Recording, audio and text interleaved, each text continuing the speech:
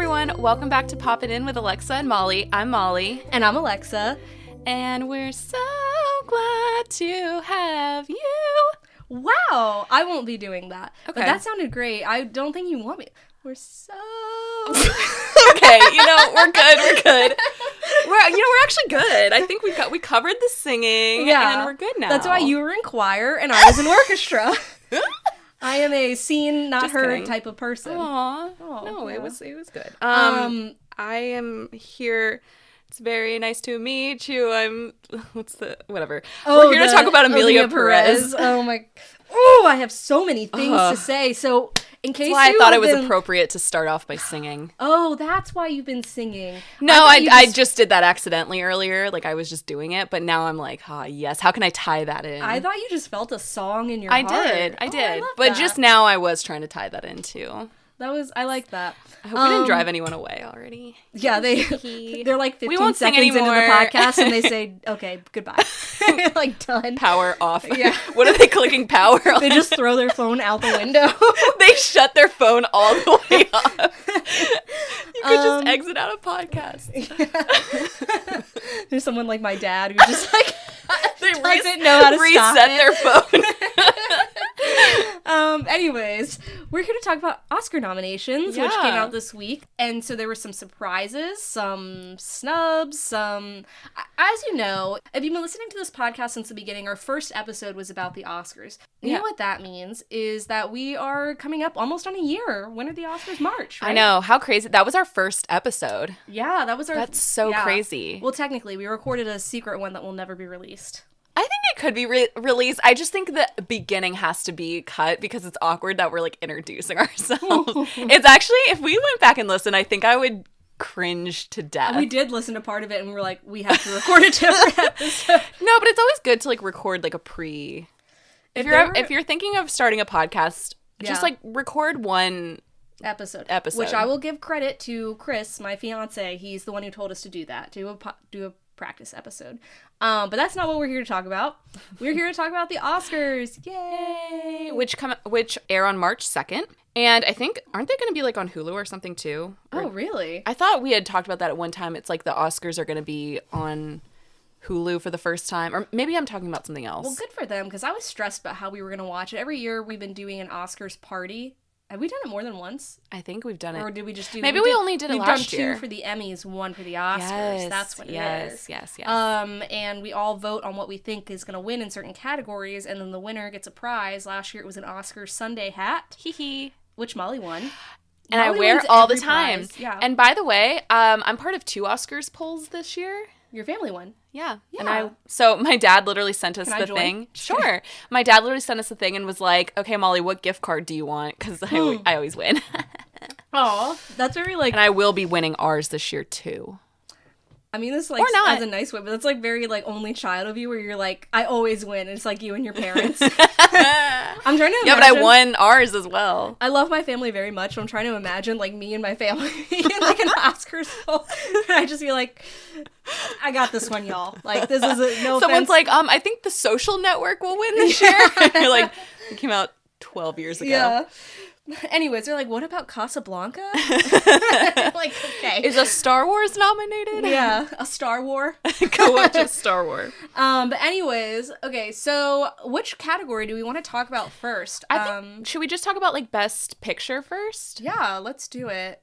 Okay, so if you don't know, the Best Picture nominees this year are Nora, The Brutalist, A Complete Unknown, Conclave, Dune Part 2, Amelia Perez, I'm Still Here, Nickel Boys, The Substance, and Wicked. Okay, I love the way you read that. I'm still here. And then also I looked over at you and your glasses are like tilted onto your nose, just like Dylan from Severance. Yeah, well, it's because the ends of them are so itchy, I cannot wear them behind my ears anymore. Like, it's actually causing me actually like, a problem. severe discomfort. But anyways, I was telling Molly, someone at work today asked me, they were like, have you guys seen any of the Oscar-nominated movies? And I was like, well, I know this meeting is about a project, but now it's about the Oscars. I think, I feel like we've seen, not to, like... Okay. I was gonna say, I think I might have seen more than you, actually, now that I'm looking which at one? the list. Well, you've seen Conclave. Yeah. Did you see The Substance? You never saw that. No, because what's it streaming on? Where? So our movie theater is going to be doing like a passport thing. Movie theater, the one we own and operate. Whatever, the one that we go to. No, I meant it's like a joke. Is going to be they're going to do like an Oscars passport where you can buy a ticket and you basically go see 4 Oscar-nominated movies. It's Marcus Theater's Movie Tavern. Sponsor us. We go to your movies. We spend a lot of money there. Yes, we actually spend a lot of time and make a lot of memories there. We really do. Yeah. Aww. But anyway, we can. I think we're gonna choose like 4 movies and to go see, and that should round it up. Actually, I think after that I'll have seen all of the movies except for I'm Still Here. I don't think. So which movies? So let's go through and say which ones we've seen. So we've both seen A Complete Unknown. Mm-hmm. You've seen Conclave. Mm-hmm. We've both seen Dune Part 2. We've both seen Amelia Perez, unfortunately. And we've both seen Wicked. Yeah. So I think my 4 that I'm going to pick is Anora. I really want to see Anora. The reviews are amazing. Yeah. I want to see The Brutalist. It's too long for theaters. Like a nearly 4-hour movie, I don't have it in me anymore. Yeah. I think, like, we did it a couple years ago with a few movies, and that was a younger, more sprightly me. I don't think I have it in me. I think I've hit my peak. Killers of the Flower Moon was a difficult one because that was like 3.5 hours. Which I guess that's about how long this one is. That's almost half a workday. Like, that's crazy. Yeah, this one I think is like 3 hours and 45 minutes or something. Yeah. Conclave I think is on Apple TV, so I'm just going to see that there. I'm Still Here and Nickel Boys I had not heard about, so I will see those. And The Substance, which friend of the pod, Matt Chambers, I think said was one of his favorite movies of the year. Yeah. I want to see that one. I do too. As well. Yeah, I think those are really good. Those are good ones. Well, I think so. Let's get into the hot topic that's been debated here. Amelia Perez. Yeah. So Amelia Perez, it's gotten multiple Oscar somehow nominations. It's literally leading the wins with 13 nominations. It has the most nominations at the Oscars. Why? I don't been know. reading so many like critical articles about it where it's just like, this should not be nominated, because I was like, am I being insensitive or whatever? And it's like, this should not be nominated. Like, people, like, Mexican culture, like, they offended so many people. They offended the LGBTQIA plus community as well. They like the score, they offended people who like musicals. Yeah. Like, the score is bad. And by the way, 2 songs, not one, but 2 songs from that movie are nominated for Oscars. Vaginoplasty, probably? I hope to God not. I don't think it is that one. Let's be real. Doctor. If you look it up, are you going to know which ones they are? Okay, so we have El Mal and I think Mi Camino. Camino. You're right. I don't know. I don't remember which ones those were. But I don't think any of them deserve it. I don't. I just am shocked because, okay, so those 2 are nominated. So 2 songs. Also, apparently they're getting rid of, you know how like at the Oscars they perform the songs live? Yeah. They're not doing that this year. Why? And I think for the first time, they definitely did it last year because remember, I'm Just Ken. Oh, like, they yeah, did that. So and Billie Eilish did the... Right, so I know they did them last year. So this year they're not doing them, and people think it's because like they don't want them to have to perform that live because it probably sounds like awful. It sounded awful on the TV. If Amelia Perez, and they probably will win something because they've been nominated so much.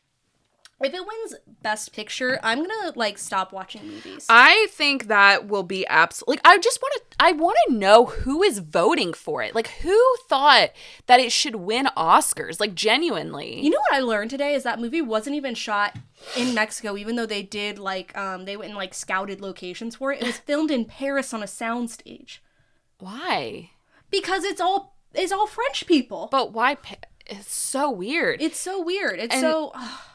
Yeah, and the thing is, like, so Zoe Saldana and Carla, I'm trying to remember her last name, but she played Amelia Perez. Carla Sofia Gasson. Yeah, so they're both nominated, and that's fine. Their acting was good in it, but it's like it's nominated for Best Director, which is wild, and Best film. It's just like, I will say this, at least Selena Gomez wasn't nominated. And I don't mean to like offend Selena Gomez fans because I know that they get offended. Yeah. But, and I've said good things about Selena Gomez on this show. You can't say that I haven't. You've said more than me.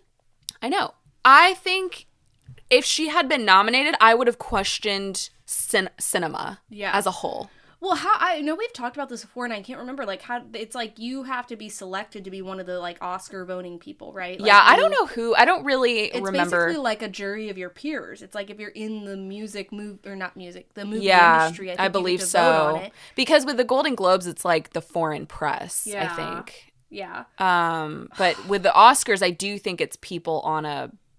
It actually like makes me mad because the thing is, as I said, again, the plot could have the premise is very interesting, very unique. The execution is so bad. It's not there. And people, not just me, people in the press are upset. Oh yeah, because it's just it is crazy and like especially going like Wicked wasn't nominated for any of like the original songs because it's not original songs, so they couldn't. But imagine if it beats out like Wicked, like that would be crazy. Well, people were comparing like the song that I was just singing where it's like she's talking to the doctor, Zoe Saldana. It's that weird robotic song where she's like, "It's very nice to meet you." Yeah. And then she's talking about vagina. Yeah, she's like, "Yes, I would like an Adam's apple." Vagina. Yeah. Yeah. And it's like, imagine that being compared to Defying Gravity. And I know that wasn't written by somebody recently, but it's not like you can't totally compare those two songs, but still, it's just like, ugh. It's so like, it just shouldn't really even be in the same category. And I can't think of the last time I was this pissed off over like an Oscar or any or whatever nomination. I think the last time, actually, even the Taylor Swift nomination for the Grammy didn't piss me off this much. I still get really angry over Bohemian Rhapsody winning Best Picture and Best Actor. I will never forget that. That was one of the most just like, what, did it win Best Picture? I know it was nominated. I think it won Best Picture. And I was just like, what? It's not a good movie. I saw that, yeah. It's not a good movie. I know we're not talking about this right now, but I'm going to go off because I get in arguments with people over this. Like a friend of the pod, Megan, will kill me because she loves that movie. But she loves Queen. It's not... Okay, and if you love Queen, I love Queen. If you love Queen, you should be offended by that movie because it's not... Like, what did Rami Malek do? He got up in front of a camera and lip-synced to songs. Yeah. He didn't do anything remarkable. He really didn't. He didn't sing. Like, it's not like he sang. Like, I would say the Bob Dylan movie is a better, like, biopic. Yeah, definitely. 100%. Like, Timothée Chalamet became that man. I was like, what? I was really annoyed by that because I felt like he won. I felt like there were people more deserving than him for that. And so, anyway, but we're not here to talk about Bo Rap. But yeah, Amelia Perez, don't know what's gonna happen. I have a feeling it's gonna win stuff and people are gonna be mad, but maybe they'll do it for the talk, for the buzz. Yeah. So I'm curious, outside of Amelia Perez, like, what would you be shocked where you're like, if it won? Let me see again. Scroll down. I actually would be shocked if Wicked won. Yeah. I wouldn't be mad, but I would be shocked. I would be shocked only for the sound editing. Like, for Best Picture, we have to ask the theater to turn it up. So one of the big, like, snubs of the Oscars this year is the director, John Chu, which, like... And he did Crazy Rich Asians. Did he?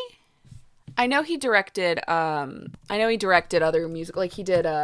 Yeah, John M. Chu. Oh, yeah. He did... oh, yeah, I forgot he's hot. Anyways. He is, but he's, like, not really a great director because I'm not saying he's not. Like, obviously the movie is beautiful and it's a great movie, but I think, like, have you ever heard Ariana Grande talk about, like, the choices she had to, like, cut in and make about her character to be like, yeah, actually, like, she wouldn't do that, like, she would do this. And a lot of people are like... on Glinda Talk. A lot of people are like, she kind of saved the movie, it sounds like, because it sounded like he was making some really questionable choices. And so he wasn't nominated for Best Director. And I'm kind of like... I wonder how he feels about her saying those kinds of things. I know. I don't think she meant it in, like, a bad way, but people took it in a bad way. I would be shocked because Wicked was good, but it wasn't like when Lord of the Rings won. Yeah. It was like, oh, yeah, this makes sense. Have you seen Lord of the Rings? I can't remember. Yeah. Yeah, but, like, it made sense, you know what I mean? Whereas, like, with Wicked, I just, like, it was enjoyable. It was one of the biggest movies of the year. I think it was everything I could have wanted in a Wicked movie. So I think it's a phenomenal, I thought it was amazing, but I don't think it should win Best Picture. But, so yeah, he wasn't nominated for Best Director, and I was kind of like, okay. Yeah. And then Cynthia Erivo was not interviewed recently, and she was like saying, yeah, I feel like he should have definitely been nominated for Best Director. I think it was her who said that. Somebody said it. And people were like, okay, then who should have not been nominated? Because it's only 5 people. You're saying somebody should have been... I was like, don't... That's an awkward thing to ask. I know. Interesting. I think I would... No, nobody asked that, but like people in yeah. the comments were saying that. But I'm like, well, whatever. She just said it. I don't know. I would be shocked if the Substance won because... Yeah. And I haven't seen it yet, but because it's like kind of body horror. And I'm like actually surprised that it was nominated because the Oscars doesn't really nominate horror. Once... Well, we'll get into this. Our question of the week of we snubs. will. We will get into it. Oh, we might. Then we might have the same answer because I have a lot to say about that. Yeah. Anyways. Yeah. But I think like it's going to be honestly between like the top. So they have it in alphabetical order. And I think it's going to be between Anora, The Brutalist, and A Complete Unknown. Maybe Dune Part 2, but... So I was going to say I'd be surprised if Dune Part 2 won. And I think it is a beautiful... I'm glad it got nominated. But I do think... I don't think it would, like, win. I think it'll be actually between Anora, The Brutalist, and Conclave. Really? So I haven't seen Conclave yet, but I'm going You to. need to. Like, it's amazing. Also, don't think it's on Apple, just so you know. I think it's on, like... Check on like Peacock or yeah. something. Just so you don't check. Me, yeah. I just was telling you because I don't want you to check Apple and it's not there, and then you're like, well, I'll just rent it. Yeah, okay. It's on something. Yes, I'll find it. But yeah, I think The Brutalist will win. However, there's been some controversy over The Brutalist because it's just been found out that they used AI for at Adrian Brody's Hungarian accent. How? I didn't even know that was possible. Or Hungarian language speaking. I can't remember like what exactly the Why would they do that? Just get a Hungarian. And so people are really like mad about it. Because it is kind of like, why would you use AI? And he's such a good actor, I think. And so people are saying that for like the movie, but also for his because I think he's gonna win. Well, we'll get into this, but I think he's gonna win best actor. But that's interesting. Okay, well, I'm judging. I know my vote doesn't count. Once again, I would love for the Oscars to be like America's Got Talent, where it's like we're just voting from our phones. But I don't want that because wouldn't that be about like popularity then? That's the only issue with these best pictures is that people are doing Oscar campaigns. That's why Amelia Perez is nominated is because of all the Oscar campaigns. I guess here's what I really want is for us to vote in the Oscars and no one else. Like me and you. Yeah. And yeah, actually that's no fair. one else. That makes sense too. That's fair. Yeah, we know what we're talking about more than I think that's reasonable. The people in the industry. So what would you like? Which one would you want to see nominated? Or you mean win? Yeah, sorry. Win. Like I said, I think Anora, A Complete Unknown, or The Brutalist. I haven't even seen. You have to pick one. Okay. Well, I've only seen like I need to see more. A Complete Unknown, I don't think it'll win for Best Picture, but I think Timothée Chalamet was nominated for Best Actor, and I think he will win for that. I think Anora is gonna. It's Anora or The Brutalist. I think The Brutalist will win. Yeah. But you never know. But with the AI controversy, but I guess I think Conclave should win. I loved Conclave. Yeah. But I also haven't seen The Brutalist yet, so I can't really speak on it. Yeah, so guess we shouldn't have had this conversation without seeing all of them. But well, I mean, we're you not. know what? We are weeks from now, and we will let you know as we watch them. Yeah. What we think, and then we will let you know. We'll be updating in real time. We're allowed to talk about other things. If you're ever wondering what we are thinking, we will tell you. Yeah, we can talk about things at different times. Yeah. We're not categorizing our yapping. It's too much to ask of us to have seen all the Oscar movies before they've especially don't schedule our yaps. I've said once again, it pisses me off when I see a preview for a movie while I'm seeing a movie. The movie doesn't show at this theater. It actually only shows at a theater 3 hours away. Yeah, in California. And then I can't stream it anywhere. Like, what are movie buffs like myself who have nothing else to live for supposed to do? Like, it's just me and Poe, we're trying to watch The Substance. We're trying to watch Anora. I think The Substance, by the way, this is a hot take. I think The Substance is about you and Poe. Wait, what? Yeah, from what I've seen, I think if it's you don't know, about Poe is my dog. Yeah. Okay, I believe that. Doesn't she Interesting. Okay, I actually was thinking earlier about how Poe and I are one creature. Yeah, well, because Poe is trying to constantly crawl into your skin. Oh yeah. And she is trying to do that. But anyways, so we have actor in a leading role. Can I say something? Yeah. So what was this is a question. What do you think was your biggest snub of the Best Picture? I feel like we should say that. Of this year? Yeah. SNL. Oh, Saturday night, yeah. Mine is Challengers. Which is on Netflix now. Oh, yeah. I'm so excited. Well, I'm going to watch it on Netflix. Can I just say something really quick before I go into what I just said? So Saturday night, I already know, you know how I have comfort travel movies? Yeah. Like I watch Knives Out 2 every time I travel. Just watched it the other day on a plane. I already know Saturday night is going to be my new comfort travel movie. I will be viewing. I told Chris, viewing. I'm like, and Chris was like, I don't know if I was like, you should see it. I know, Matthew doesn't want to watch it either. I didn't really think it, I don't know. I know it wasn't at the Golden Globes. But it was one of the best movies I've seen. But it was so good. What would you say for this year? I would say Challengers. Oh, yeah. I saw all the tweets about how, like, best soundtrack or original score or whatever. I will avenge them. Yeah, how it didn't get... Even Chris was like, I can't believe... No, it's crazy. So, yeah, I think Challengers... At least, or even just best director could have been. Also, Chris is so funny because it was like he was laying in bed and I was like talking to him. This was like, I don't know, 8 a.m. in the morning or something. Mm-hmm. And he's not a morning person, so he was just like, yeah, uh-huh. And then I'm like sitting here working. It's an hour later and he comes in and he's like, so I don't know if you saw, but the Oscar nominations are out. Like, just so lively. I was like, oh, wow, this is a different person. Yeah. It was funny because, like, friend of the pod, Megan, texted us, like, as I was looking at the nomination, she was like, Oscar nominations are out. I'm like, I know, I'm already on the 5th category. But anyways, so actor in a leading role. So we have Adrian Brody for The Brutalist, Timothée Chalamet for A Complete Unknown, Coleman Domingo for Sing Sing, which I do want to see. I haven't seen it yet. Rafe Fiennes for Conclave, Sebastian Stan for The Apprentice, which you've seen... I think almost all of these except for Sing Sing and The Brutalist, right? I would have liked to have read those off. Do you want to redo it? No. You can do the next category. I would have said his name right. I knew that's what you're... I could see your face as soon as I said Ralph. Why is it spelled like that? Rafe. Okay, anyways. so I have only seen 3 of these, actually. Okay. So I've seen more than I haven't seen. I want to see Sing Sing so bad. What's it on?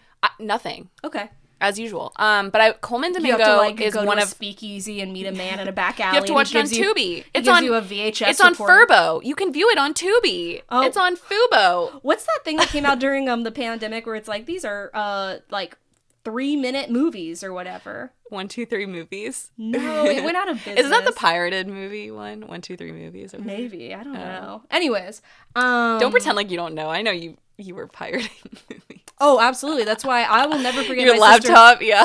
My sister like downloaded Paranormal Activity, and our home computer, because back then, if you don't know, you only had one computer in the home. Mm-hmm. Just fucked. Yeah. That's actually really wild. And we only watched 2/3 of the movie, so we didn't get to the end. That's so scary. We had 80 people at our house for the track party. Well, and imagine like it shutting off in the middle of that movie. It's so scary. Yeah. Okay. So anyway, I do want to see Sing Sing. It's about like a prisoner at Sing Sing, who like starts like a theater company or something, or a theater group, or like a singing, like it's something like that. And I've heard it's amazing. Somewhere. Let me look. I actually didn't see that on the list. Oh, it's on Apple TV. So I think Coleman Domingo is so hot, and I know his voice also. I love seeing him specifically on the Graham Norton show because he's like so supportive. He like laughs so hard to people's... I've been really into the Graham Norton show recently. Oh yeah. Like, well, I told you, wasn't I think there's like it's like on Netflix right now, but I think it's just clips or something. You told me that. Yeah, because it came up when we went to watch a show last week, and you were like, Graham Norton's on here? And I'm like, oh, it's only 3 minutes at a time. I was excited because I love the Graham Norton show. I think he's the best interviewer of like all time. Like any talk show interviewer. Because he lets them talk, except I didn't know like he has like normal people come on, they like start saying a story, and if it's not interesting. Oh, the red chair? Yes, he just like flips them back. Sometimes those are the only ones where I'm like, y'all are mean. Because like they'll be telling like a funny story, and imagine just like this is your moment to be on TV, and they just like, I mean, I guess you're prepared for it. It feels very But British. Sometimes the story is like actually good, and they're just like, no, flip. And I'm like, oh. I'm like, it's better than some of the actors. And imagine being flipped in front of like Austin Butler and like... Yeah. We would never recover. No. I would be like, I'm changing my name. I would just stay there. Because also, does it hurt when they fall back? Like, where do they fall? There's got to be some kind of... They break their necks. All of them have died, and they just haven't said anything. That's the real Squid Games. Yeah. Graham Norton show. They have to go on the Graham Norton show. That'd be so funny. But anyways, so I think I think Timothée Chalamet, and again, I haven't seen The Brutalist yet, but I think Timothée Chalamet is a real frontrunner in this category. So I think it is between him and Adrian Brody, because I think Adrian Brody has it, except for this AI thing is now getting a little like sketch, and I think a lot of people will like be mad. I love, I'm a huge Adrian Brody fan. I'm very excited to see The Brutalist. I've heard it's, like, incredible. So I'm really excited to see him in it because I love him. And I'm going to say I think he's a better actor than Timothée Chalamet. I'm not saying Timothée Chalamet won't get to that level at some point, but I think he's a better actor. I feel like Timothée Chalamet is like a young Adrian Brody because Adrian Brody is the youngest person to win Best Actor in a Leading Role, and if Timothée Chalamet wins, he'll be the youngest. It's kind of wild because he was 28 to me. I mean, I know I'm 28, but like that doesn't seem that young, you know? Like I'm surprised no one younger has won. Really? To me, I'm like, that's crazy. You won Best Actor? No, it does remind me of Queen's Gambit though, where it is like, have you seen Queen's Gambit? I can't remember.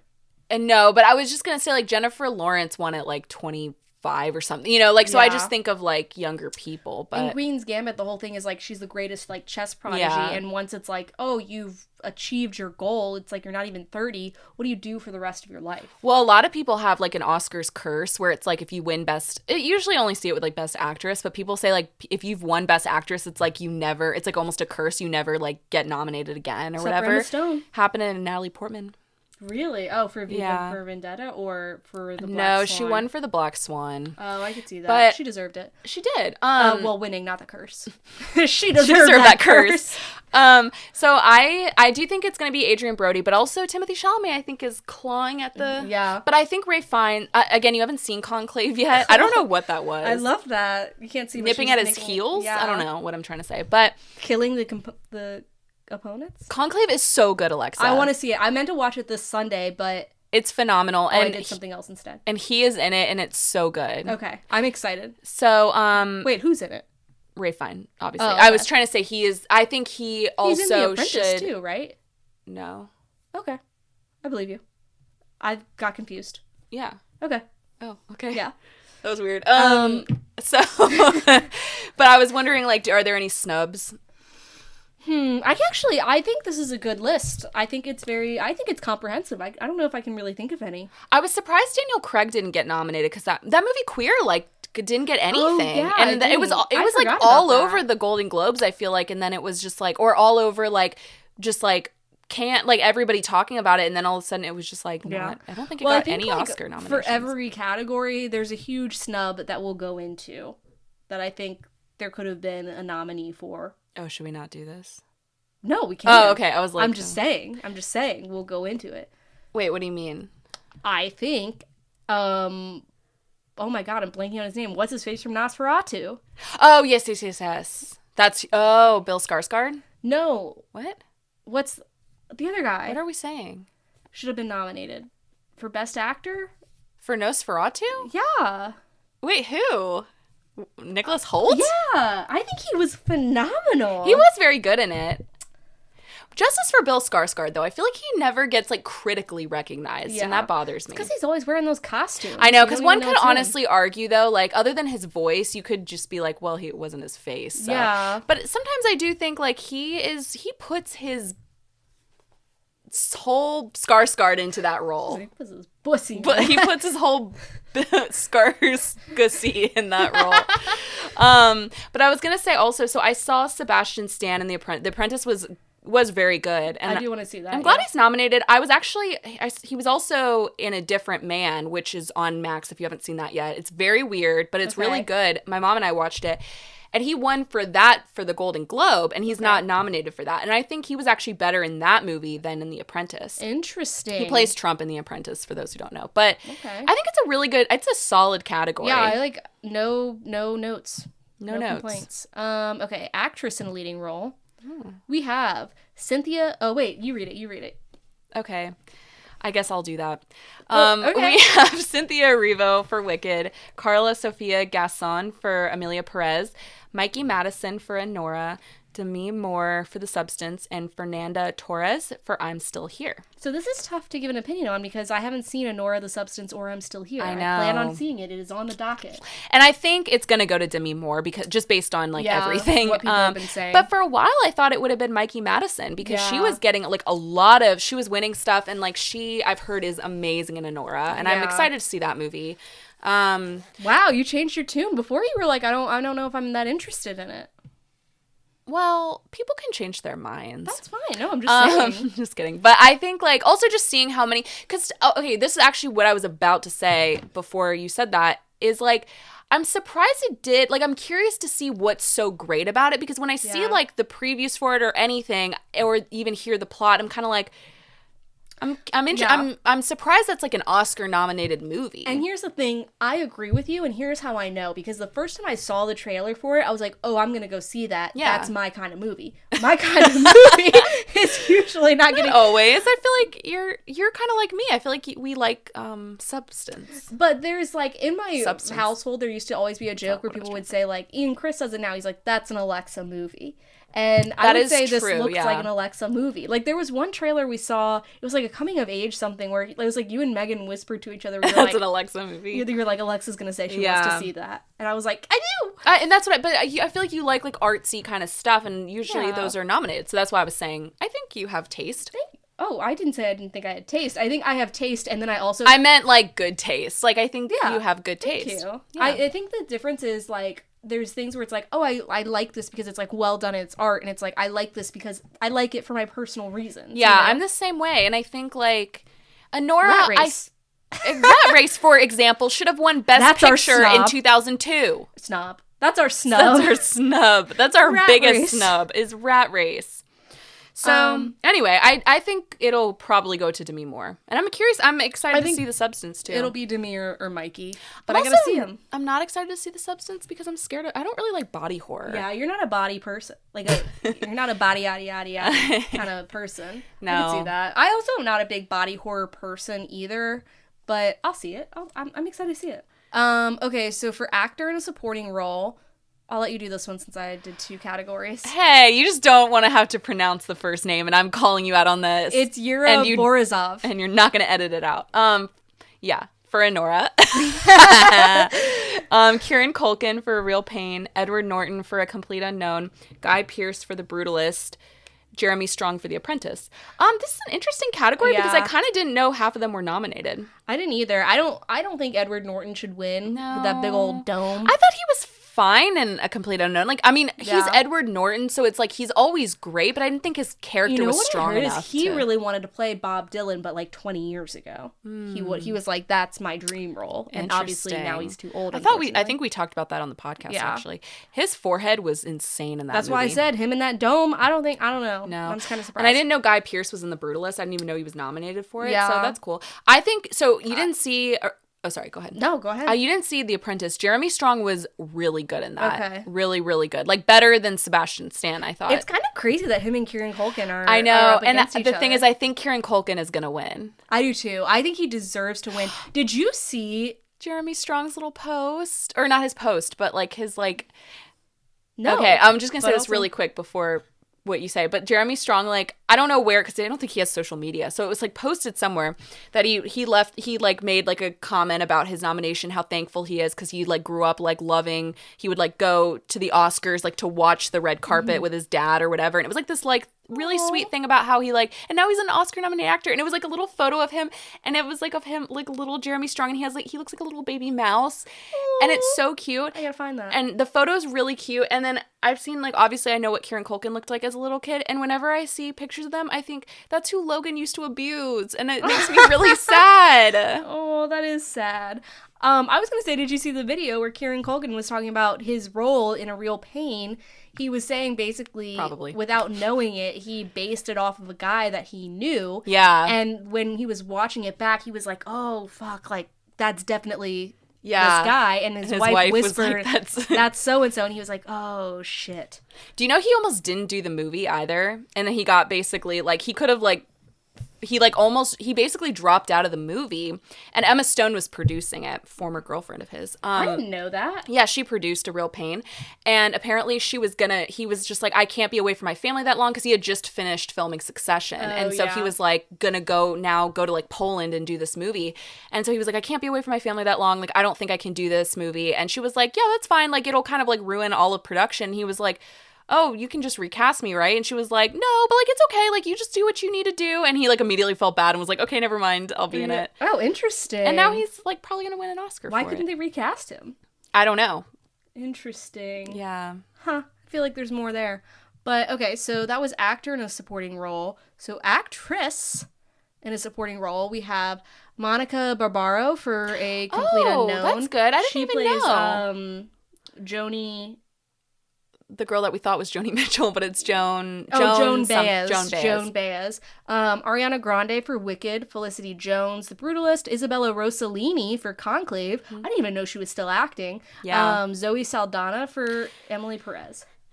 Amelia Perez. What did I say? Right. I said Amelia. Emily. Oh, did I say Emily Perez? Emily in Paris. Okay, here's what I think.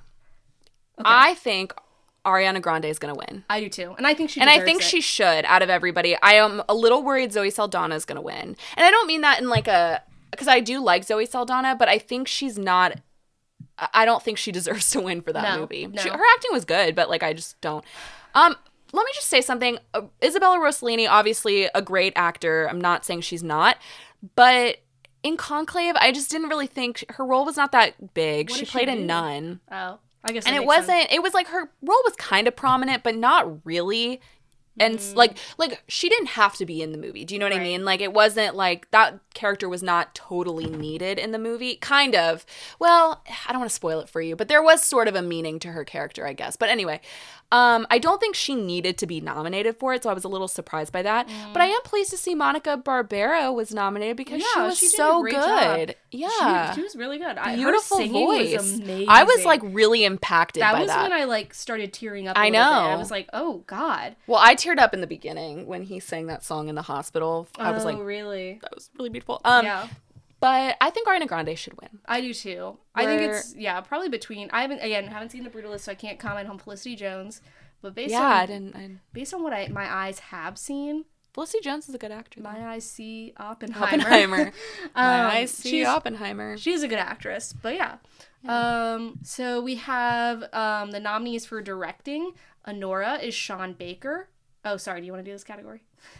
The nominees for director is Sean Baker, Anora, Brady Corbet, The Brutalist, James Mangold, A Complete Unknown, Jacques Audiard for Amelia Perez. Sounds French. Yeah, you think? I'm just kidding. And Coralie Fargeet, The Substance. Okay. I'm sorry if I butchered those names. I was not given a pronunciation training before this, which they do apparently, because I just saw an interview with Rachel Sennett, which don't even know how to pronounce her last name.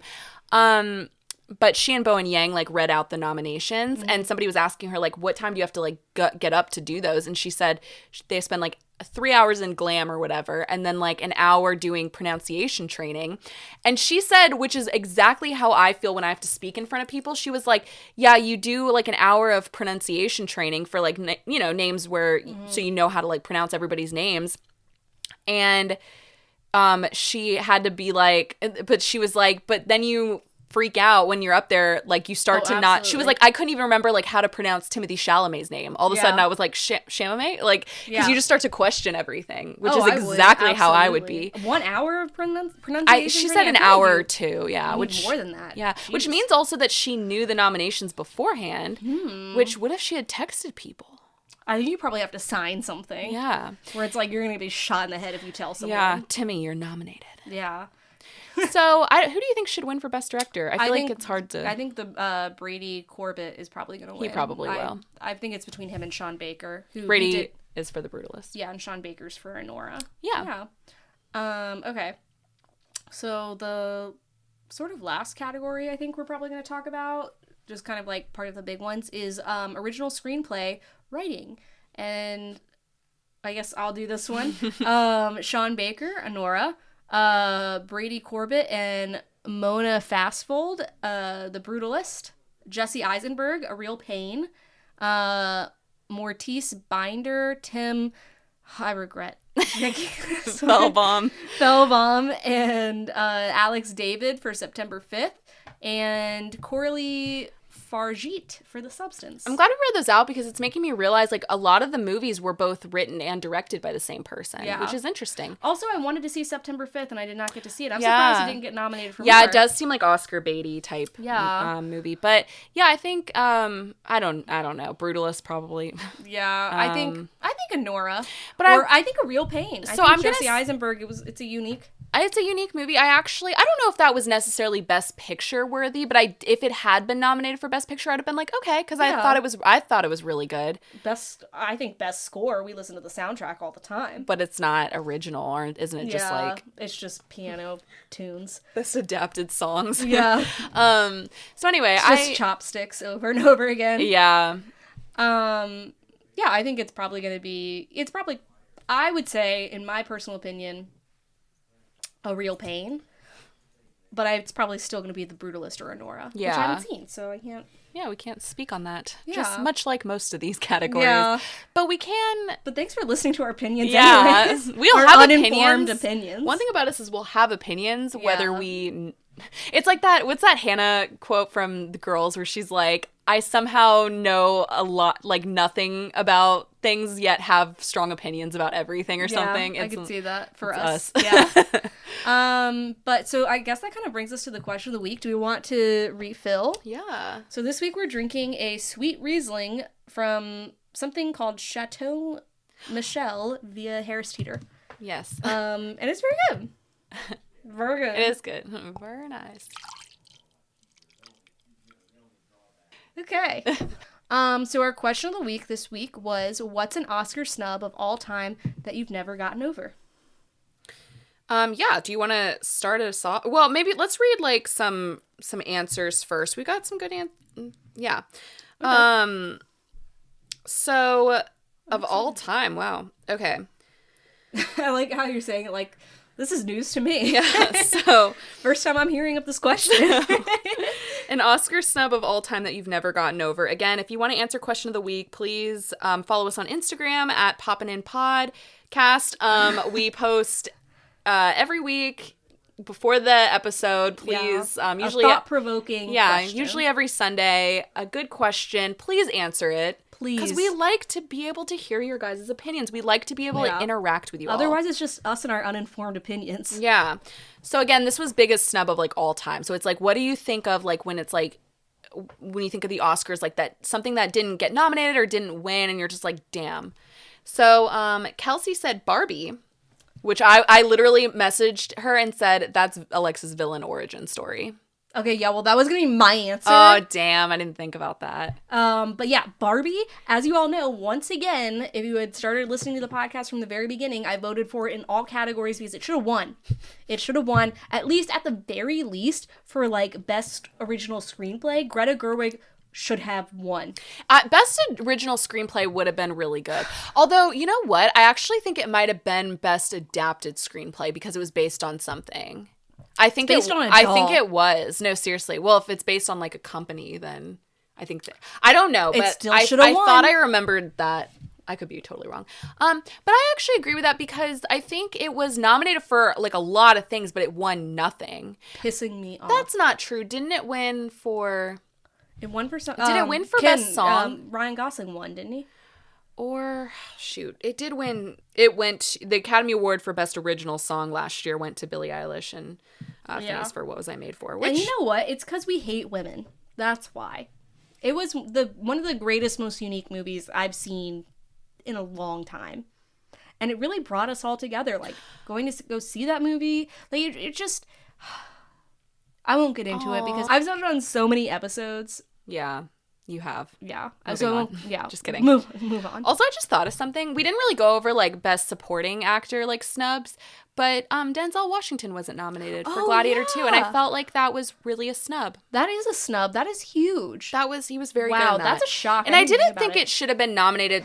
Like I wasn't like where's all Gladiator 2's nominations? But he should have. Denzel ran that movie. Absolutely.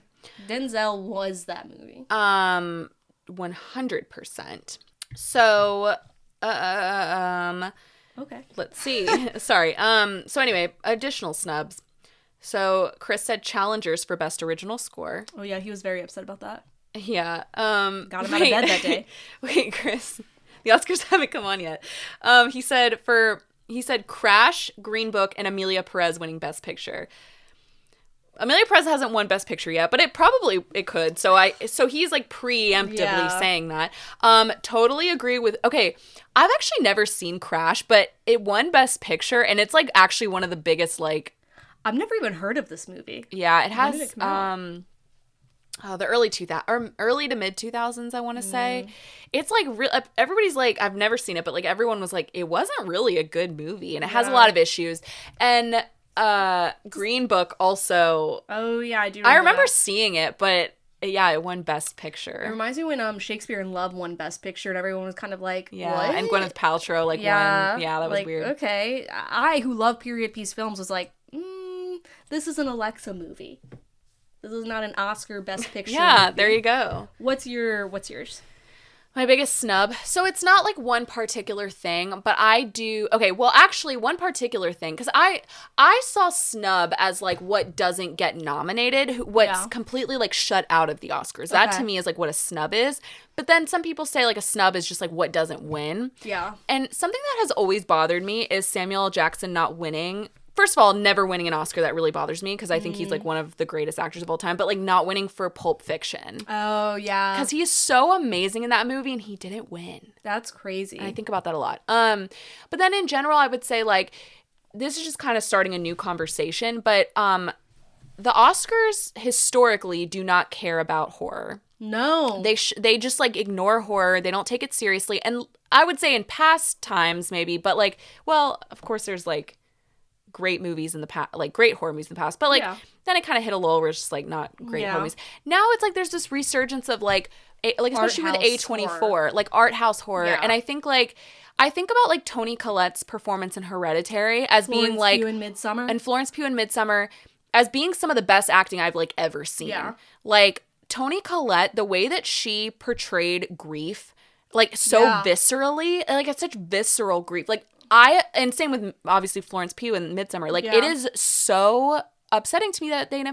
And I remember Florence Pugh was nominated for Little Women that year, and I was like, yeah, but where's her Midsommar nomination? And so what we're really getting at here is Nosferatu not getting nominated for like anything, right? That's not what I was getting at. Oh, but I was gonna. Awkward. But I told you before because when we saw Nosferatu, you were like, oh, it's gonna get nominated. I was like, it won't. Yeah. But one thing I will say, it was nominated for Best Cinematography. And that's accurate. And I think that is good. At least it got nominated for Best Cinematography because it is a cinematic masterpiece. It is amazing. It is. Matthew and I watched it last night. Is it on streaming? For $20. Matthew bought it while I was in Miami. He was like, I'm buying this. I was like, okay. Oh, yeah. Well, he did write a whole dissertation about it. He did. Yeah.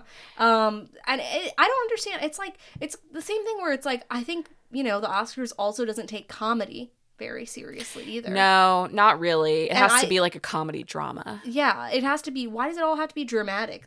I would say like something can be comedic, something can be horror, and still just be as masterful as a war movie. I remember when Melissa McCarthy was nominated for Bridesmaids for an Oscar, and I was like amazed by that because her acting was so good in that movie. Like that was definitely like an Oscar-worthy performance, but I just was like, wow, that's like huge because that does not ever happen. No. But I think, yes, with Nosferatu, I knew it wasn't going to be. But that's you called it. Yeah. I didn't believe you. I am glad it at least got nominated. Thank you for acknowledging.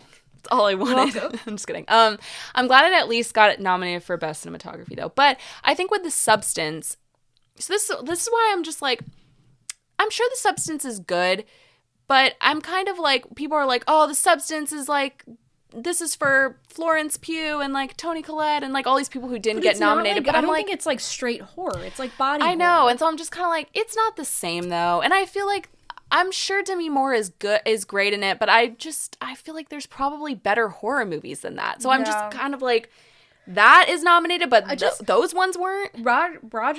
Robert Eggers. Yeah. Not being nominated for Best Director is kind of crazy. No, it's that's crazy. Insane. He's been wanting to direct this. I mean, not that gets you a nomination, but he's been wanting to direct this since he was like 2 years old, you know? Yeah. And it's an amazing Since film. he was 2 years old. Yeah. Did you make up that age? No, it's true. No, I'm just kidding. Yeah, I did. He did like a play of it in middle school. Yes. He directed it. But yeah, so I think that brings us to our next topic of... Wait, you didn't say yours. Barbie. Oh, okay. Yeah. Sorry. Barbie. Of our movie assignments, I think.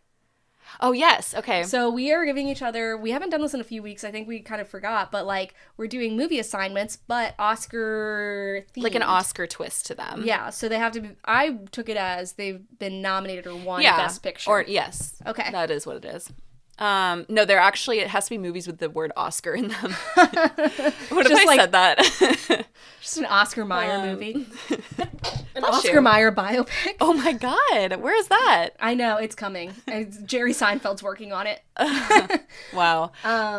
Okay, do you want to... Yeah, that's the snub Frosted, actually. Unfrosted. Excuse you. God, screw that movie. I hated that movie so much. That really would get like a ruined me being golden sick. raspberry award or whatever. Oh, yeah.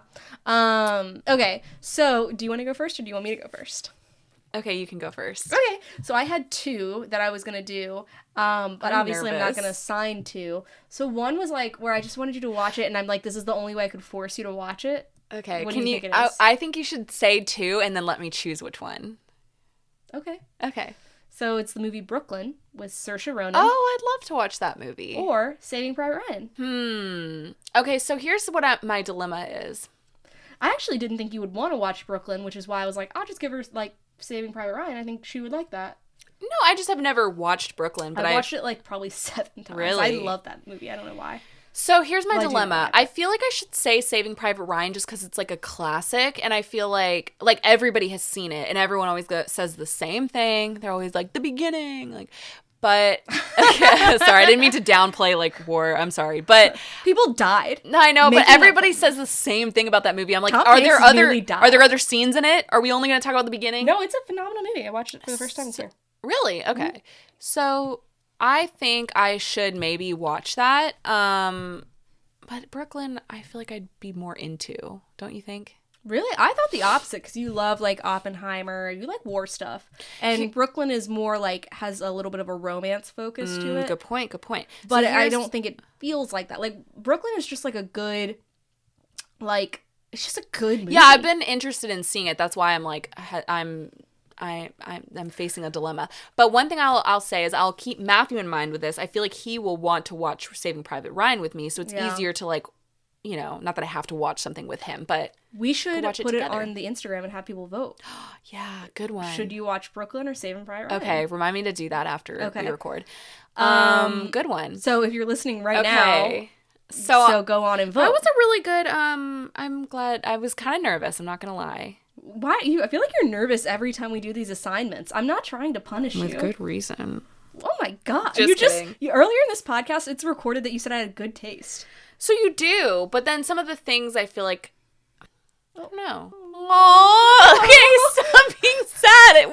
No, never mind. I'm not making you sad. But I'm also, not I making feel you like sad. the goal of this is also like sometimes I'm like to I just want- expand my mind. Yeah, I to like know. expose each other to things that like And you do. yeah. And you that's do. great. Thank you. But Would have it's never just- watched Batman. I know. Any of it. Oh. Well, I think I didn't like hate it. I haven't hated anything you've shown me. Okay. Have you loved anything? Okay, I'm trying to think back to everything. There's The Last King of Scotland. Yeah. That's one I think about where I'm just like, It's just it's a wild movie. It was wild. There's scenes that really stick with me from that. I know. That's yeah, me There's too. the Dead Poets Society. And that one really like upset me and made me so sad. But that's the point. I That's know. why I think it was a beautiful movie, but I wouldn't ever. Have okay, you put it this seen- way. Like I wouldn't watch any of these again. So I'm glad you watched it though, because then I was watching the SNL documentary Yeah, and they talk about it with I know. the Pete Davidson and I had one. already seen that sketch. I had but- not seen it, but it probably put it into better context. I had not seen Well, that I know sketch. that scene. But yeah. But I guess the context of like how emotional that scene was supposed to be, I didn't really know that. It like really jarred. I was laughing. I know. It is shocking. Yeah. And then Rami and Michelle. Again, like I don't think I would watch any of them again, I guess is what I would say. But I think they're great. Like, I'm glad you gave them to me. Okay. I had an enjoyable time. I enjoyed Batman. Good. Yeah. I can't remember. I know, like... I know I did Wicker Man. Like, the original Wicker Man. I know. Well, yeah. Nothing but the best. Yeah. I can't... Like, and then there was Batman, and then... Yeah, I made you watch all the Batman movies. Damn, what was the other one? American Horror Story?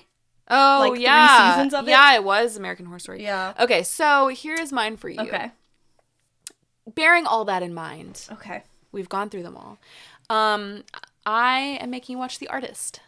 Oh, okay. And it's not I do want to see that. Streaming anywhere. I checked. It's like everything's like free, but I do have the DVD. So if you guys have a DVD player, we do. Okay, I'll give you. I meant to bring it tonight, but I didn't want to spoil it. I think Xboxes have a DVD player. Yeah, they do. Yeah. We have. Okay. That's how we have it. Yeah. Okay, I'll give you guys the DVD. So we'll have to do it old school. I'm just gonna hand you a DVD, but I think you'll really like it. It's like it won Best Picture in 2011 or something, and it was it's such a good movie. Yeah, I'm excited. Beautiful. I want to see it. I will say it was like kind of difficult to pick a movie for this because I was like, I wasn't sure fully like what you watched in the past 28 years of life. I know. But I knew you hadn't seen either of those two because we've talked about at least one of them. So yeah, we'll go on our Instagram again at Poppin' In Podcast and vote on what Molly should be forced to watch this week. Yeah. Or you could watch them both if you so are inclined. So I think I've hinted this definitely on the Outlander episode and like throughout like the past few episodes, but I've been watching season 3 of Sex Lives of College Girls, and if you haven't finished it, I'm probably going to say some spoilers because I have some thoughts and feelings about it. So I think like Renee Rapp left in the first like couple of episodes, and it was kind of weird how they did it, and it honestly pisses me off that she left to go pursue her music career, which I'm like hasn't even really been doing that great actually. But we'll get it. I have things to say about that. I'm curious like how much she must have had to have broken a contract because she was like a main character. And I also have heard she didn't maybe get along with everybody on the show. Like I've heard some drama. I'm gonna put this out there. She does not seem like she would be enjoyable to spend time with. I've actually never really liked her. I think she's really talented. I think she's an amazing singer. But she's fine. Just kidding. I haven't actually heard her she is very good, and I don't like her personality that much. Yeah. She kind of reminds me a little bit of like maybe like nicer, but it's kind of how I feel about like Chappell Roan, where I'm just like, okay, like you're still kind of new to the scene a little bit, like and calm I think down. I really got a bad taste in my mouth where she did that interview where she was shitting on millennials and how like they act like they're old, and I'm like, yeah, well you're what 25 or whatever. I'm like, just wait until your back starts to hurt, okay? And I think it's a matter of her just being 25, and I think that's where I'm like, maybe like it's that her just being her age, and that's fine. But I think I just, to me, some of the things she does, like she just sounds kind of immature when she like I don't know. And I will say, so hot take, I actually think the show is better without her because I don't think she was the best actress. Like she was fine. Her character, like she just always makes these weird faces with her mouth, like where and she's got like a big ass mouth, which is she does. I think she's so pretty. She is, but it's just like she just always looks like she's judging you, which is part of her character. Yeah. But it was weird because I thought they were just going to do it in an episode. So basically, again, spoilers. So they come back for year 3, and she wants to take, like, I guess she's really good at math. I don't even remember that from the previous season. But she wants to take this advanced math class that isn't offered. And her girlfriend is moving to Boston, like dropping out of college, moving to Boston to volunteer work for, like, some political campaign or something. Mm-hmm. And so they're like, oh, well, you could take this math class at MIT, which if you don't know is in Boston. Mm. And so then she's like, okay, yeah, like I will. And then like it goes on for 2 episodes of her making this decision and them trying to like figure it out and like figure out how she's going to tell her friends. And then it's like, oh, they have like this huge like rager and she packs up and leaves. And then it's kind of weird because they don't mention her again until the last episode. Well, doesn't she come back or something? Doesn't she have like a scene where... No, I didn't. Unless I missed something, I didn't see her come back. There was a scene that I saw, somebody had like posted a clip of like her talking to the 3 of them, and she's like crying, she's like emotional. Maybe that scene had already... Oh, yeah, I think that was the scene where she was like, I'm leaving. Okay, yeah. Yeah, so they don't mention it, which is crazy because again, it's like 4 girls, they all live together in this dorm, and this is their like 3rd or... I can't remember if they're like, I think they're sophomores or juniors or sophomores or whatever.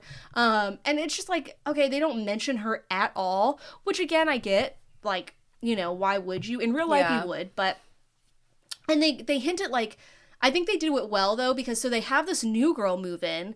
Her name is Casey, I believe. Heard people like her. Yeah. So it's played by Gracie Lawrence.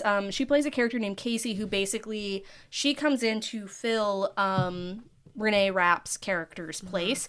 And at first you're kind of like, ugh, because she's like super girly in terms of like you're very much like everything's pink, but she's like, oh, I vomit pink. She comes into college. She has a boyfriend that she's been dating since 6th or 8th grade, which is insane. She's a virgin, which, you know, obviously is going to change throughout the season because it's Sex Lives of College Girls.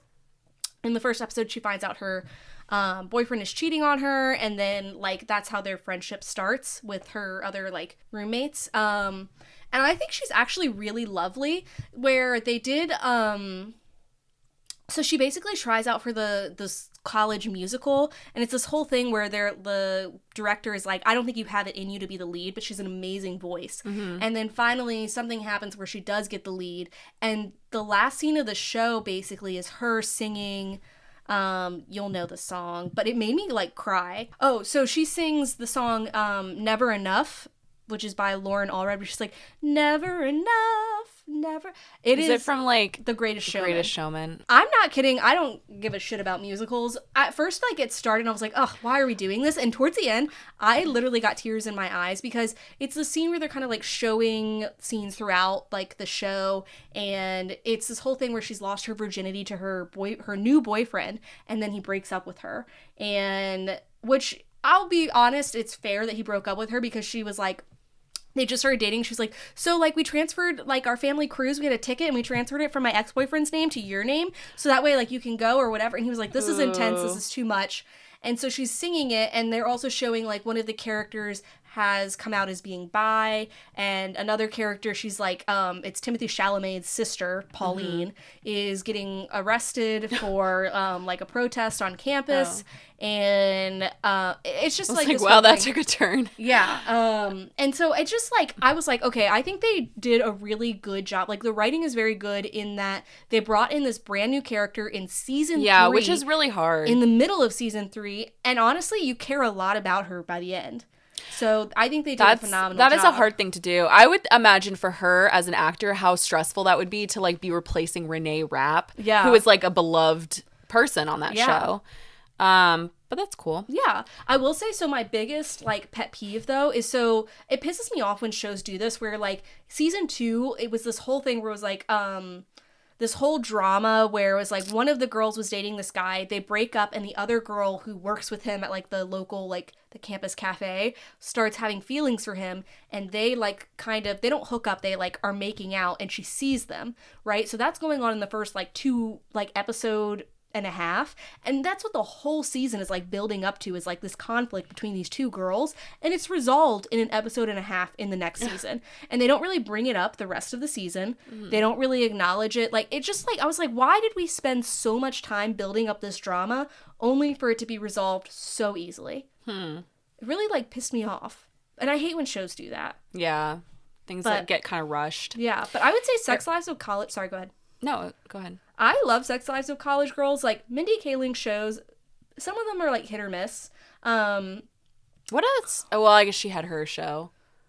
What other shows has she had? Never Have I Ever. I tried to watch that. It felt a little too teenagery. Yeah, I would say Sex Lives of College Girls, it's like that, and Tell Me Lies have been the most accurate representations of, like, a college experience I've seen, where it's like they're going to, like, college parties, and this year they were a little bit more dramatic, but where it's like, yeah, like, this is a basement that we put a bunch of sand in. Yeah. And it's like we're all, like, drunk or whatever.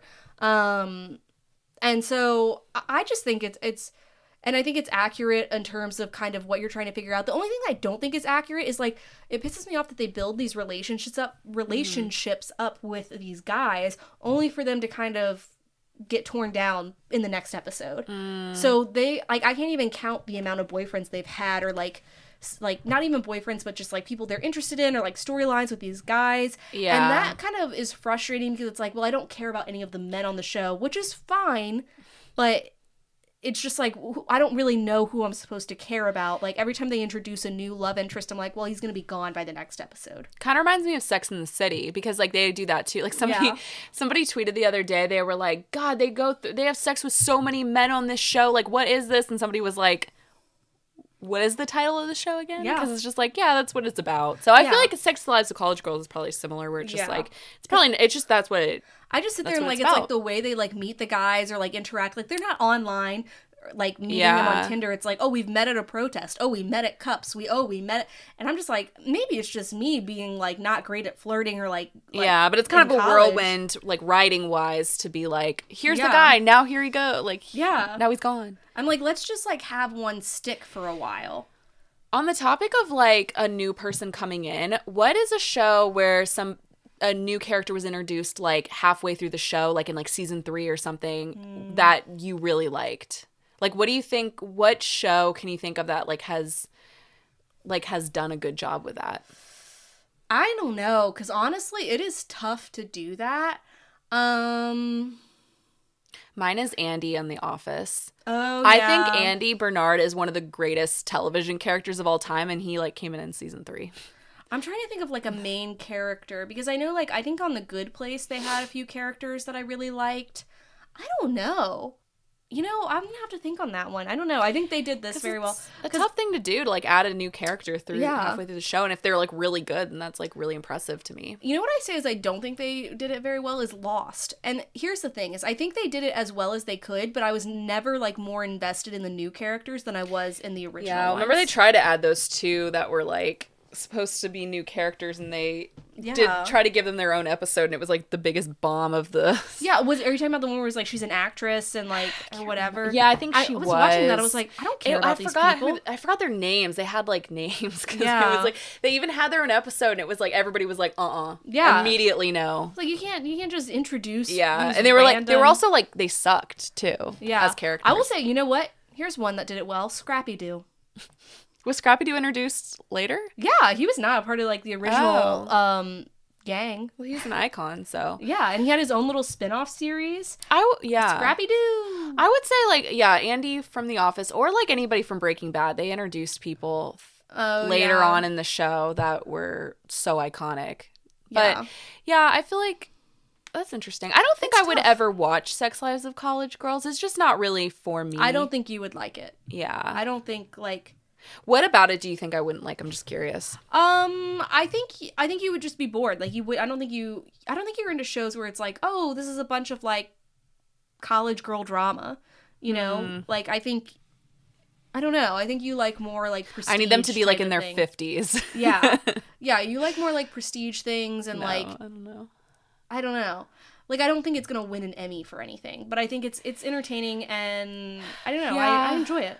I feel like that's what it is like, because I've seen clips from it actually, and the writing didn't seem too strong, but I also understand just watching shows for like, just to it also like entertainment and whatever. Sometimes I get frustrated because there's a character on the show, her name's Bella, and she very much is like supposed to be Mindy Kaling as a college student, where it's like she's trying to be like a comedian, and she's like going on she is trying to, like, the whole first season, she's trying to get onto, like, the comedian magazine or whatever that they have at the school or whatever. And I just, like, sometimes, like, they'll talk about, like, her jokes or, like, her, like, stories. And it's, like, people are like, oh, my God, you're so funny. And I'm just like... No. See, I can't handle that. I think it's too meta. Like, it's, like, funny within funny is not funny. Mm-hmm. Does Mindy Kaling... So is this about her life in college, like, her friends and stuff? Or is it just, like... I think the one character, Bella, has said has been, like, heavily inspired by her college experience. I don't know if all the characters are, but I think, like, even the college, like, she went to a small college in, I think she went to, like, I want to say, like, Vassar or something, I can't remember, but she went to a small college in New England, and it's kind of, like, similar to her experience, but I don't think exactly the same. Yeah. But Timothée Chalamet's, sister is in it. Mm-hmm. Oh, which I think brings us to our next topic we forgot. Oh, yeah. Timothée Chalamet on SNL. Yeah. Maybe. So, did you watch it? Yeah. Did you? I watched some of the clips. I never, like, it's really rare when I just, like, watch the whole episode. Yeah. So I've been watching This was clips. The first time I, like, sat down and I was like, I'm watching the whole episode. Because the last time I did that was when we watched the Paul Mescal episode. That was the first time I'd done that. We didn't even watch the whole episode. Time. We turned it off. No, but, like, as far as, like, we started it live. Oh, yeah. So it was interesting. So the whole thing with this Timothée Chalamet episode that was kind of, like, much anticipated was because he was both the host and the musical guest, which, if you know, like, Timothée Chalamet is not a singer, so everybody's kind of like, what is he gonna do? Like, go up there and sing Bob Dylan music? I think we talked about it on this podcast, where I was like, why didn't I think about him doing Bob Dylan? I thought I was between either him doing Bob Dylan, or he's been kind of weird lately, I feel like with his, like, promotion, like, he's just been kind of, like, out there, and so I thought it was either going to be him singing Bob Dylan or him, like, introducing himself as an artist and, like, singing new music or something. So, I could have seen him doing that for sure. I will say I loved it. And I love that little boy. Do you think he's funny? I do. I think he's very funny. I just, every time, so he's hosted before, and, like, and I'm not a Timothée Chalamet hater. Like, I do like him, and I think he's a good actor. I've said this before. I do think he's a bit overrated. I don't think he's funny. Like, I just didn't laugh at, like, pretty much a single sketch. One of the sketches I always watch, this is from a previous time, but it's the Babyface rap, where it's him and Marcelo Hernandez. Yeah. And he's like, I got a baby face, but and it's like, but I'm hung like your dad. Well, it's just very funny. He's like, I don't know. Yeah. I feel like I love it. He's very much like when Pete, because I think last time he hosted, Pete Davidson was on there, and so it was like the two of them. Skirt, or whatever. Yeah, and I didn't think that was funny. I just don't. I loved it. I don't know. And did you see the one where he was, like, resuscitating the old woman? Oh, and he farts. That was like, what is that? I will say, I think Kenan Thompson really, like, saved that sketch for me, where he, like, he always or does. No, it was like a shot of Bo and Yang and one of the others, where, like, after he does it and their faces are just like like, so stunned. I liked he did the sketch about it was like it's supposed to be like a workout class, but you're, like, dangling from these ropes or whatever. Yeah, I did. Yeah, I liked that. And then they had a whole sketch about, like, small dogs at the park. Oh, I literally took a Snapchat and I was like, this episode was made for me. It totally was. I did think about you, but so even with that one, I was like, oh, promising. Like, I clicked on it, tried to watch it, and I was just like, it was just too much. I loved it. I just think, like, it was funny at first, and then it was just like him, like, Timothy. You know how Timothy's always like, oh, like, you know, like, he do be swinging those arms. Well, and just, like, like, I feel like his humor is, like, being loud and, like, I don't know. Yeah. Not that he's... People seem to really love it, though. No, they do, and that's why I'm like, am I the only one who just doesn't find him funny? I don't think you're the only one, but I will say you're the only one in this room. I know that. Out of me, Lucy, Poe. Lucy doesn't like him. She told me. Okay. Yeah. But I think it was good. One thing I will say is I think with season 50, and we talked about this last year. We talked about this last week. Yeah.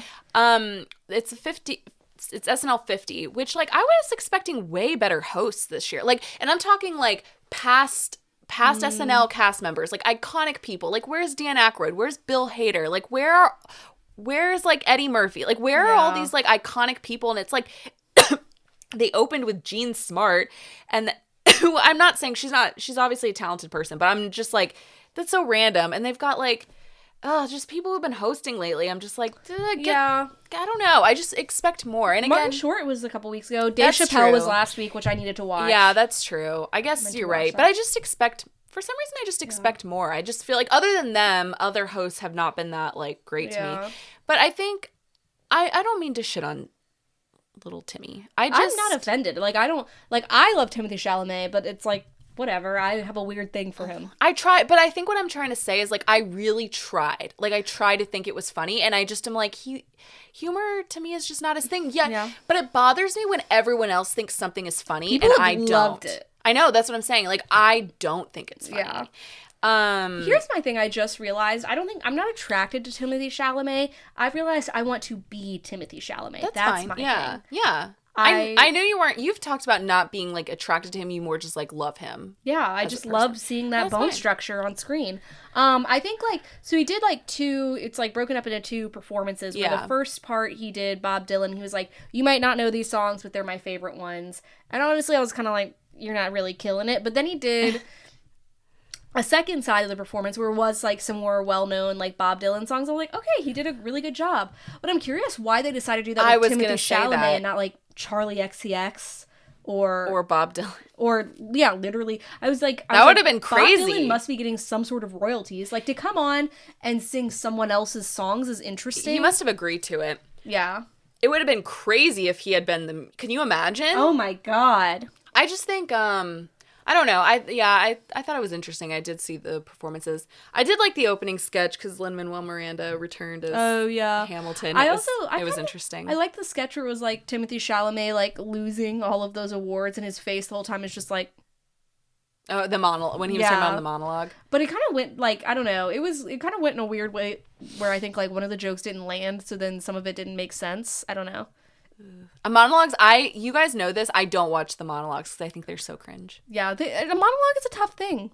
Well, I once heard, I don't know if it was like Conan O'Brien, it was somebody who was like past SNL writer who said like, the thing about monologues is it's usually the last thing the writers think about writing. So like, he's like, so I feel bad, but the hosts are usually screwed because like we just wait until last minute to write their monologues and they think they're in good hands with us, but really we're like, we don't care. I feel like that reminds us of like, our job where it's just like, oh, you're like in good hands with your writer, like we're writing your personal life story, and it's like I literally waited until the last second to write this, and I'm just like really going through notes like very chaotically, had a breakdown while writing this. Molly, do not admit to doing that. Well, I don't work there anymore, so I can say it. But what was I gonna say? I thought it was I enjoyed it. I love that little white boy. Yeah. He's great. But also, so I think we've decided we're going to go week by week with the Severance updates. Yes, and I actually... So I'm curious. So Molly was texting me earlier this week, and you were telling me, like, theories that you had. And I was like, are you just Googling theories? And you were like, no, what if I'm just coming up with them on my own? Were you, or were you Googling things? I was drunk, first of all. Okay. But important second context. of all... no, they came to my mind. They might have been inspired by some TikTok comments, but like, whatever. Okay. Episode 2 of the new season of Severance just came out on Friday, but I actually have decided to start as this new season is coming out, I've decided to rewatch the first season, which has been because I haven't seen it in like 3 years. Yeah, it's a good rewatch, and I love it. I feel like I'm watching it for the first time again. There's so many things that you miss and you don't realize. I'd like fully like don't remember things. Yeah. I think it's easier to watch it now that you know what happens. Like it's easier to understand what's going on. Yeah. And it's also like it's freaky. Like I've been falling asleep to it, and I'm surprised I haven't been having like bad dreams or anything. Yeah. The music, I think I actually really liked. Chris and I made a joke where I was like, you're not going to agree to this, but I was like, Molly's Spotify Wrapped is going to be like the Severance composer next year. Oh, it will be. I've been listening to main titles like so many times, or like Labor of Love. The Labor of Love song I like love. Ooh, how does that go? Okay. It's so good.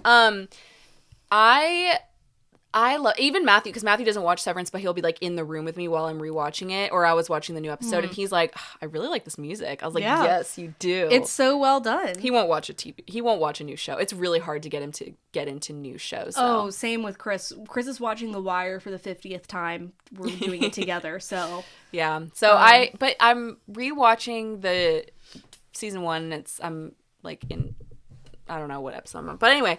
So episode 2.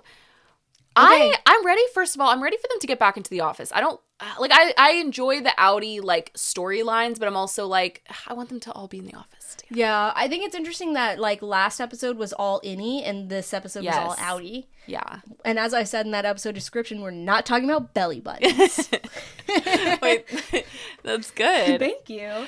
Yeah. So what did you think? I liked it. I think it wasn't the craziest episode, but I think it was a good base episode. So like the first episode was basically like him coming back to the office and like the innie perspective, and then this episode like went back in time and showed what was kind of happening outside of the office with the Audis. Again, spoilers. We're gonna say spoilers. Sorry. But I actually like this is such a small thing, but there's this whole thing where it's like Mr. Milkshake, he goes and he fires the Dylan and Irving. Yeah. And you can see Dylan is like going to try to get a job. And there's this whole thing where it's like people are kind of like weird about severed employees. But also it's like that also sucks to get another job because it's like, yeah, I've worked here at this company for 3 years. I can't tell you anything about what I've done. I don't have any experience to put on my resume. Yeah. And it's like, yeah, how are you supposed to get another job after that? Also, I was thinking, it's so funny when Dylan goes to interview for another job because the actor that plays like the guy that's like doing his interview, he looks just like him. He's like, and it's so, I think they did that on purpose because this actor, I don't know the actor's name, but he looks exactly like if you saw him, you'd be like, oh, I often think, like, I know this is true for me, like, because even Matthew was sitting with me when we were watching it and he was like, oh, I thought that was him this whole time. Like, he is an actor who I feel like people probably confused each other with all the time. I've seen him in other stuff. He was on an episode of Curb. If anybody watches Curb, it's like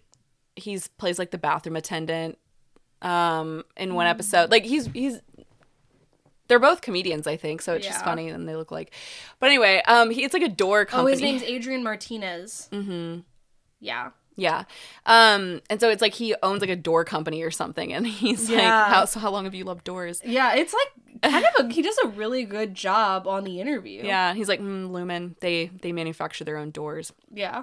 But anyway, I thought, so Mr. Milchek goes to, because the whole thing is like the aftermath of the last season. Mm-hmm. Yes.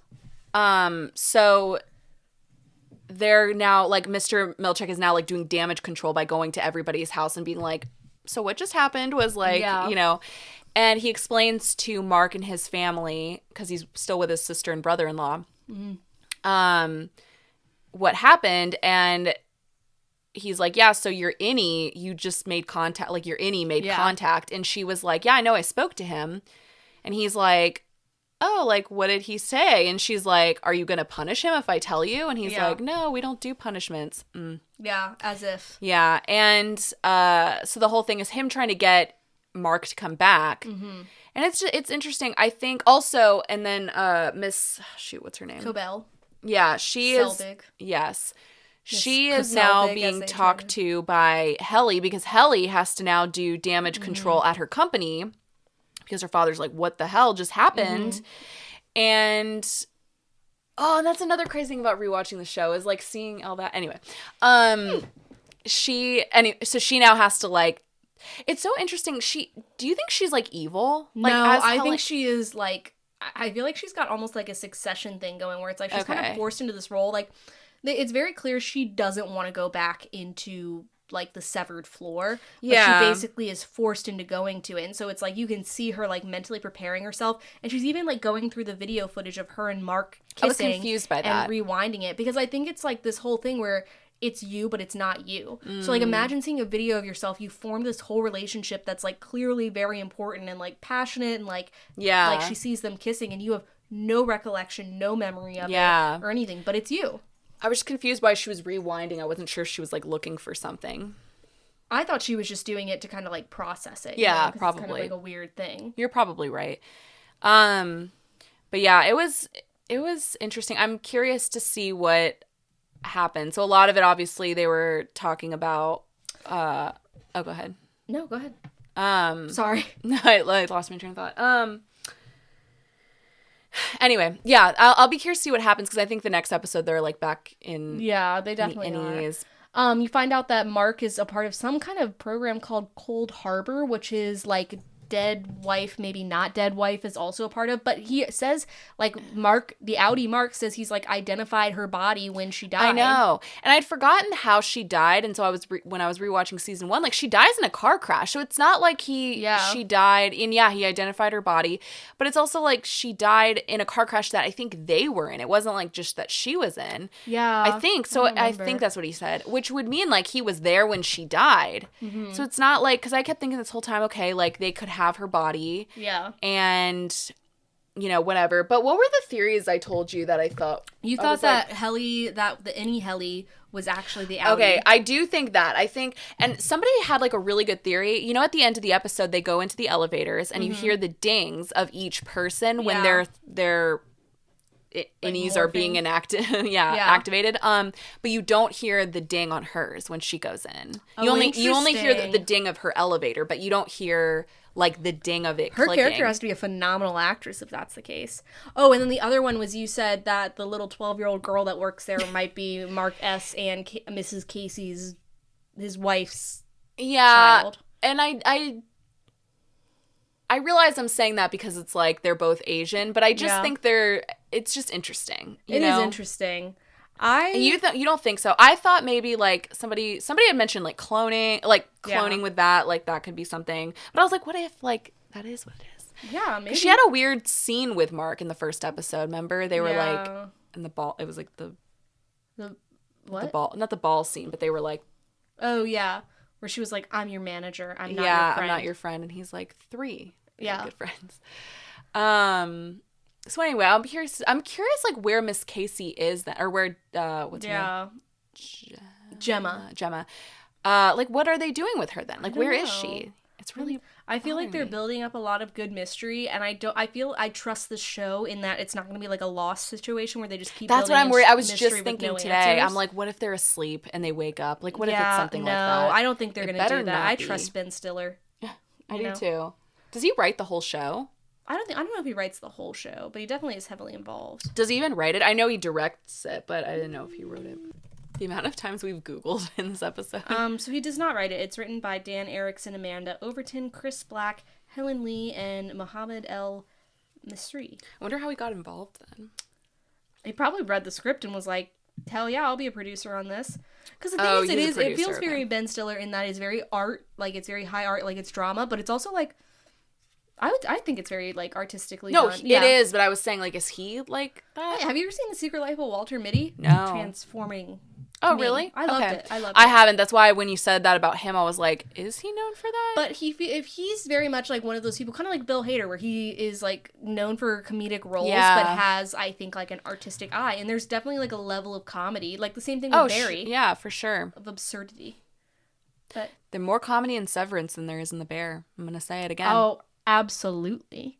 But yeah, I don't really have any thoughts. I'm excited to see what's gonna happen. I love this show. Well, my man of the week. Oh yeah.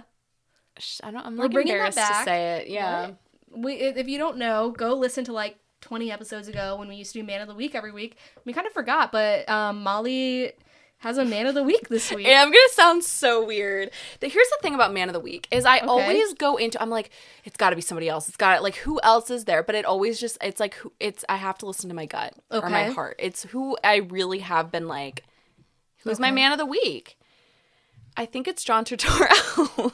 No, we were talking about that last episode. I love the way he speaks. I think it is. Yes. Yeah. He is so, especially in this show, he's got such a well, in this show, he sounds very like, I don't even know what the accent is. New York? He has a very New York accent, like, in life, but I think in the show, it's like he sounds super, like, intellectual. Yeah, he does. But it was the point, like, Matthew and I were, yesterday, we were like, what should we watch? And I was like, I could watch Oh Brother Where Art Thou right now. Ooh. For no particular reason. No reason at all. I cannot believe he's in that, and I did not know. I'm obsessed with him right now. He pulled off that role. And I just love Irving. Like, he's probably my favorite character. He has a lot of depth to him. I'm curious to know more about, like, his Audie's background. I know. Well, you find out in, like, the first 2 episodes because he does that meditation thing. So she tells him who he is. Remember when they do that meditation thing? Though? She's like, it's interesting. She says, because he's not like allowed to ask any questions. You mean Miss Casey? Miss Casey, sorry. Like a therapy thing. Yeah, and so it's where she explains to him like who his Audi is, and it almost feels like when you get your horoscope, where it's like such vague things that you're like, it is vague because at one point she says you love the sound of radar.